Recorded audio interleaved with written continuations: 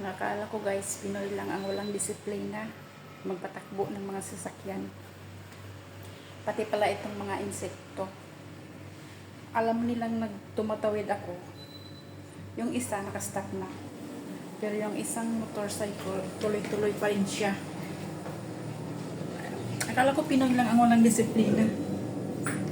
Pero pati pala insekto. Napakahirap talaga. Diba? Walang mga mga kaskasiro, walang mga pakialam.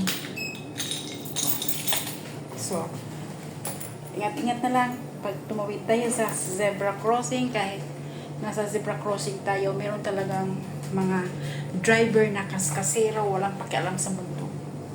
Yan lang ang maipayo ko sa ating lahat dito, na mag-ingat na lang tayo sa pagtawid.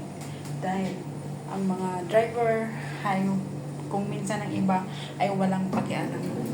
So, good luck. Dito na ako sa ayan, nagnangaw na sila.